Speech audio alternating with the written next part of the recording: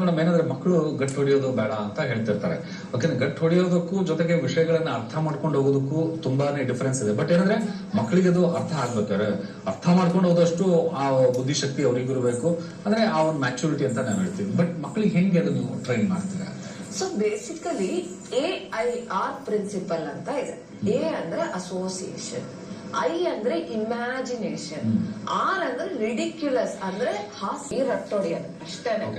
ಒಂದು ಎಕ್ಸಾಂಪಲ್ ಎಲ್ಲ ಡೆಮಾನ್ಸ್ಟ್ರೇಷನ್ ತೋರಿಸ್ಬೋದು. ತಾವು ಏನ್ ಕಲಿಸಿದ್ರೆ ಮಗುಗೆ ಏನ್ ಅರ್ಥ ಆಗಿದೆ? Okay fine. ಇವಾಗ ನಮ್ಮ ಇಂಡಿಯನ್ ಕಾನ್ಸ್ಟಿಟ್ಯೂಷನ್ ಅಲ್ಲಿ 22 ಪಾರ್ಟ್ಸ್ ಇದೆ. ಸೊ ಅದು ಬಂದ್ಬಿಟ್ಟು ಈ UPSC aspirants, KAS, government examination prepare ಆಗುವಂತವ್ರು ಇದನ್ನೆಲ್ಲ ಓದುವಂತದ್ದು. ಸುಮಾರು ಇದಕ್ಕೆ ಕಲಿಬೇಕಾದ್ರೆ ಇದನ್ನೆಲ್ಲ ಓದ್ಬೇಕಾದ್ರೆ ಅವ್ರ ವಯಸ್ಸು ಎಷ್ಟಾಗಿರ್ಬೇಕು? ಒಂದು 20-25 ವಯಸ್ಸಲ್ಲಿ ಓದ್ತಾರೆ. ಸೊ ನಾನು ಏನ್ ಮಾಡಿದೀನಿ, ನನ್ನ ಮಗುನ ಟ್ರೈನ್ ಮಾಡಿದೀನಿ. ಸೊ ಈ ಪಾರ್ಟ್ಸ್ ಆಫ್ ಕಾನ್ಸ್ಟಿಟ್ಯೂಷನ್ ನಾನು 22 ಪಾರ್ಟ್ ಅಲ್ಲಿ ಒಂದಷ್ಟು ಕ್ವೆಶನ್ಸ್ ಕೇಳ್ತೀನಿ. ಅವಳ ಆ ಪಾರ್ಟ್ ಗೆ ಸಂಬಂಧಪಟ್ಟಿರೋ ಸ್ಟೇಟ್ಮೆಂಟ್ ನ ರೀಕಾಲ್ ಮಾಡಿ. Ready? Part 5 The Union. Part 9 The Panchayats. Part 4 Directive Principle of State Policy. Part 15 Elections. Part 18 Emergency Provisions. Very good. Part 9B The Cooperative Societies. Very good. Part 7 States in the B part of first schedule. Part 10 The schedule and tribal areas. Very good. Okay, ನಾವು ಕೇಳಲ್ಲ. Part 2 Citizenship. Simple ಆಗಿರೋದು ಕೇಳ್ಬೇಕು, ನನಗೆ ಓದೋದು ಕಷ್ಟ ಆಗತ್ತೆ. Okay, part 7 ಹೇಳ್ದ? States in the B part of okay. first. Part 6 The states. Okay, next ನೀವು ಕೇಳಿದ್ರು.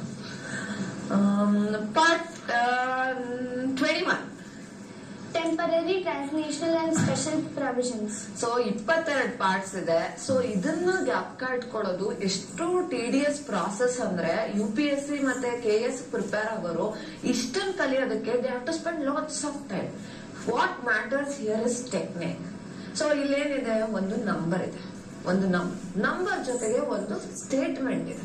ಸೊ ಇದೇ ರೀತಿ ನಾವು IPC ಸೆಕ್ಷನ್ ಇರ್ಬೋದು, ಆರ್ಟಿಕಲ್ಸ್ ಇರೋದು, ಸ್ಮೆಲ್ ಮಾಡೋದು, ಫೀಲ್ ಮಾಡೋದು, ಪಂಚೇಂದ್ರಿಯ ಮುಖಾಂತರ ನಾವ್ ಏನೇ ಮಾಡಿದ್ರು ಬ್ರೈನ್ಗೆ ಇಂಪಲ್ಸ್ ಹೋಗುತ್ತೆ. ಅದು ಹೇಗ್ ಹೋಗುತ್ತೆ? ಇಮೇಜ್ ಮುಖಾಂತರ ಹೋಗುತ್ತೆ. ಸೊ ಆ ಇಮೇಜ್ ನಾವು ರೀಕಾಲ್ ಮಾಡಕ್ ಟ್ರೈ ಮಾಡಿದಾಗ ಅದು ಮೆಮೊರಿ ಇರುತ್ತೆ. ಸೊ ಬೇಸಿಕಲಿ ಇವಾಗ ಫಾರ್ ಎಕ್ಸಾಂಪಲ್ ನೀವೇ 1 ನಿಮಿಷ ಕಣ್ಣು ಮುಚ್ಕೊಳ್ಳಿ. ನೀವು ನಾನು ಒಂದು ವರ್ಡ್ ಹೇಳ್ತೀನಿ, ಆ ವರ್ಡ್ ಹೇಳಿದಾಗ ನಿಮ್ ಮನಸ್ಸಿಗೆ ಏನ್ ಬರುತ್ತೆ ಅಂತ ನೀವು ಹೇಳ್ಬೇಕು. Banana, tiger, dinosaur. ನೀವಾಗ ನಾನು ಹೇಳಿದಾಗ ನಿಮ್ಗೆ ಆ ಸ್ಪೆಲ್ಲಿಂಗ್ಸ್ ಬಂತ, ಆ ಚಿತ್ರ ಬಂತ, ಇಮೇಜ್ ಬಂತ. So that is what the secret of answers ಈಸಿಯಾಗಿ ಜ್ಞಾಪಕ ಇಟ್ಕೊಬಹುದು. ಇನ್ನೊಂದು ಅಮೆಗ್ಡಿಲಾ ಮೆಥಡ್ ಅಂತ ಹೇಳ್ಬೋದು.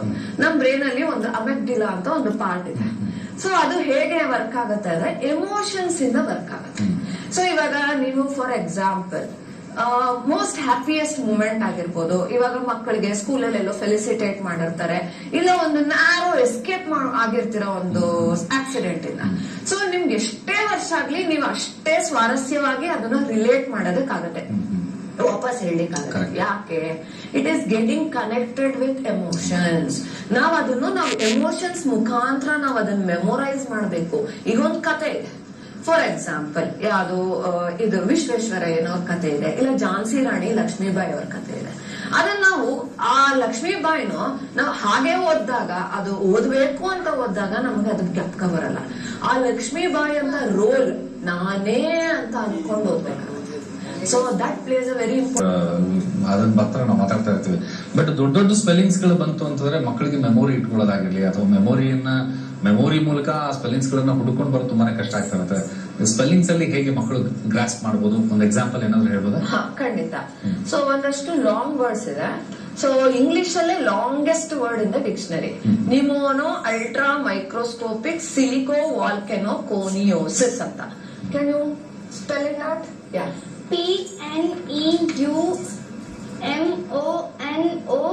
PNEUMONOULTRA VOLCANOCONIOSIS. Very good. We'll take one more. Pronoun autontologous. CHRONONHOTOLOGOS.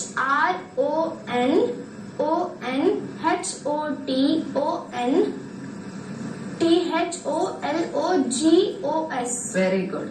So ಇವಳು ಹೇಗೆ ಇದನ್ನ ಜ್ಞಾಪಕ ಇಟ್ಕೊಂಡು ಆ ವರ್ಡ್ಸ್ ನಾವು ಸ್ಟೋರಿ ಮೆಥಡ್ ಅಂತ ಹೇಳ್ತೀವಿ.